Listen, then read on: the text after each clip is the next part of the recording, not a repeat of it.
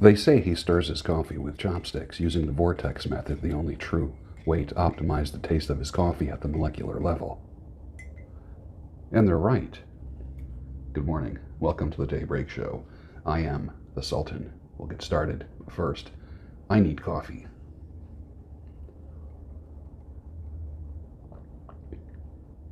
Sumatra. Perfect. It's cold. It's 37 degrees this morning. A little chilly out there. I feel like I'm a little underdressed right now, like I need a sweatshirt on. It's cold.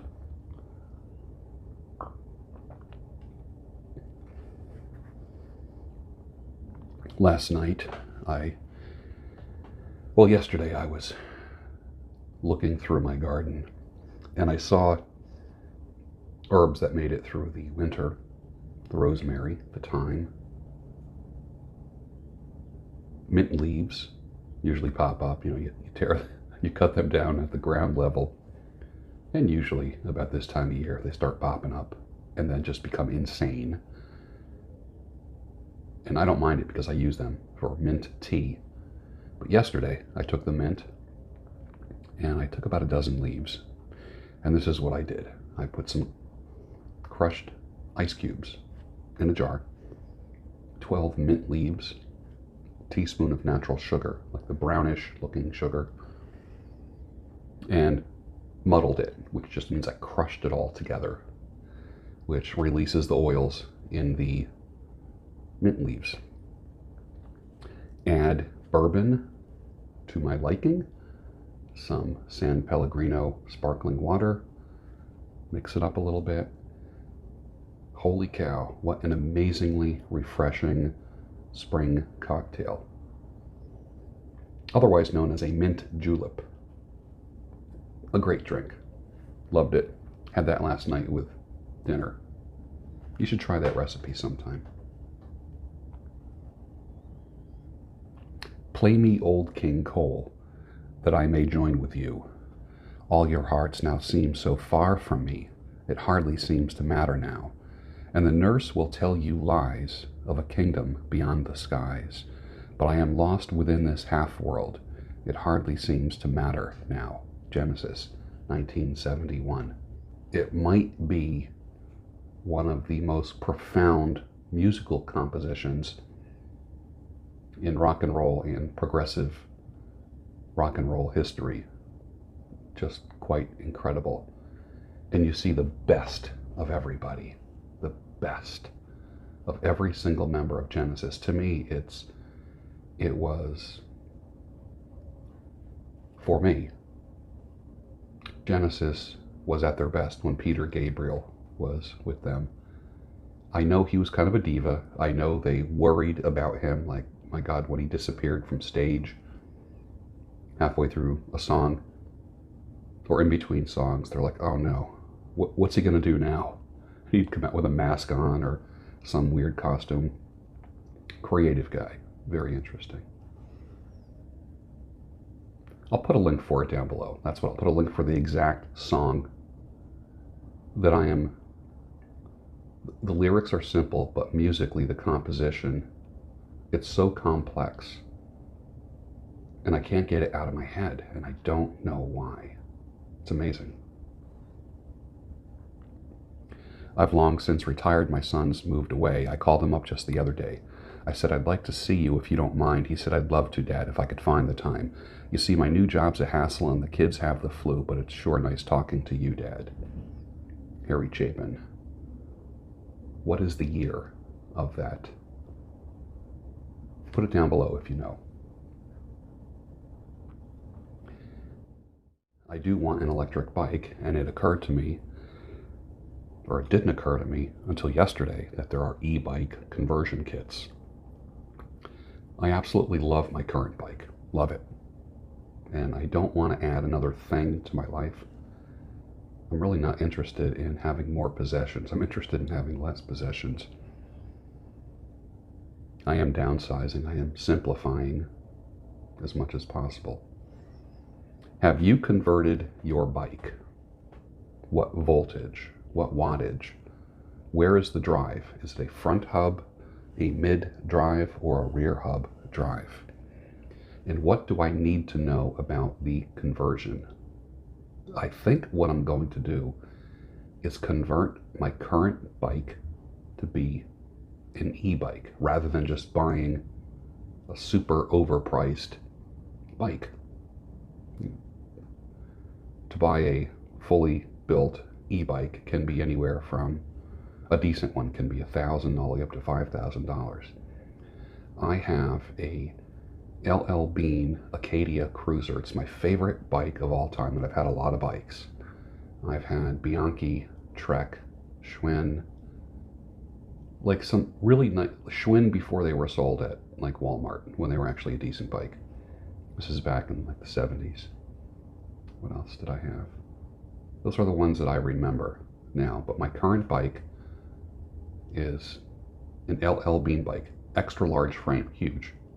It's a big bike with a big fat seat and shock absorbers on it, the front fork and on the seat post, a rear rack. I do have lights for it. I sit upright. It's just the most comfortable bike I've ever had. I wouldn't quite call it a comfort bike. It's more of like an excursion bike. I can take trails, gravel trails with it. I wouldn't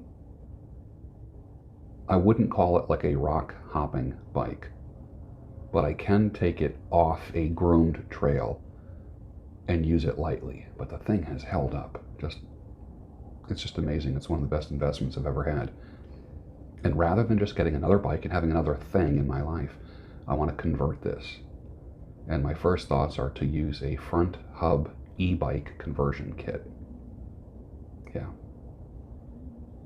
Just looks fun. I would love to be able to ride my bike to work 3 days a week. I would love that. I don't know if that's possible, but I'd have to maybe take a different way to work, because I am driving through Norristown, which is not my favorite place to be. So maybe if I take the long way around, maybe add another mile to the trip, to the commute. Do you commute on a bike? Let me know what are you just a pedal guy or gal? Are you multi-speeds? Do you have a fixed, what do they call it, a fixie? Where it's just a single speed bike? Do you ride hunched over? Do you ride up, like upright? Do you ride on sidewalks? Do you ride on the road? Do you ride on is there a bicycle lane in your city? Where I live, 4 miles outside of Philly, there's no bike lanes, so it's sidewalks or the road. In the city, there are bicycle lanes. And I wish we had scooters here. I wish that was legal in this area. You'd probably get pulled over if you were driving a scooter here, like in many of the cities in Europe, in the United States. I could deal with a scooter, but I think I'm going to convert the bike first. Let me know what your experience is. I'm obsessed with modes of transportation. Hey, if I could take that thing where you wear a big fan on your back? It's like a backpack with a huge gas-powered fan, and then there's like a parachute. What do they call that? I have no idea. I would take one of those to work. It's so funny when I tell friends about these obsessions that I have. They say things like, that is so you. Like, you can't just get into a car like a normal person and drive to work. You want to paddle to work. You want to pedal to work. You want to fly to work. You want to take a scooter to work. You want to take a skateboard to work. It's funny. I'm imagining starting a C.S. Lewis virtual happy hour. We'll all pour a glass of our favorite beverage, whether it be coffee or tea or a mint julep. I will share some C.S. Lewis topics and we'll all talk about it. People will make friends. Men and women may end up meeting, and God will be glorified. Would you be into a C.S. Lewis virtual happy hour? Like once a week? Would that be fun? If I could do it in person, I would, but I would end up forfeiting the benefit and luxury of having all of my international friends join.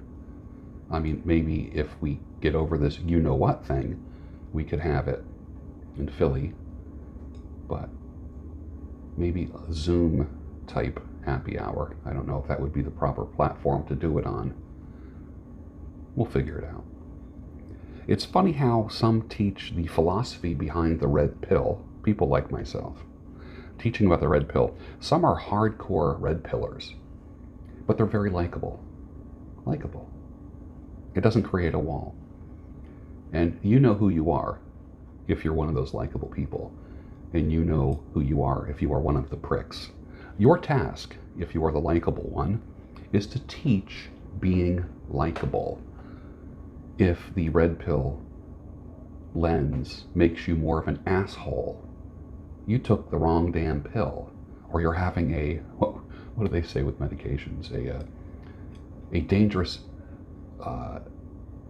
medicinal interaction. You can't handle it. You can't handle the truth. Someone needs to take the red pill away from you because you're pushing people away. You're mocking people. Teach how the red pill should not make you belittle or mock men and women. Toxic people were toxic long before they took the red pill. You look at some red pill channels and it's just busting the balls. All it is just making fun of other men and destroying women. Yes, I know, there's women out, it's a battle, it's a war, women are destroying men all the time.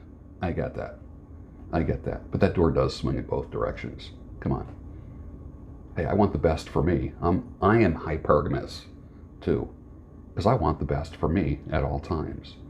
So let's get friggin' real. If you are attracted to people that bust other people's balls and spend 2 hours making fun of men and women, you are tuning into the wrong people. I want you to be more compassionate, more social, more accepting, more discriminatory. Now, how can you be accepting and discriminatory or discriminating at the same time? You don't want negative people in your life, period. But you want people that you can move, change, help, empower. But you don't have to teach people to become an asshole. Let's get real about it. Today's families make the Addams family look normal. Think about it. Whoever would have thought that would happen? Truly is bizarro world. The Addams family, they're supposed to be weird, offbeat, scary, kind of a comedic horror family. But let's just think about this. The Addams family, their marriage is intact. They have dinner every night as a family. They honor extended family. They're not afraid as a couple, the husband and wife, to keep the home fires burning by flirting, role-playing, using humor in their romantic life. The kids respect the parents. Wow. Blows my mind. The Addams family is more normal than most families today. Bizarro world, isn't it? Whoever thought that Gomez and Morticia could teach us how to be better at being husband and wife. And with that, finish your coffee. And I'll see you Monday morning on the Daybreak Show, your home of sanity, clarity, and reason.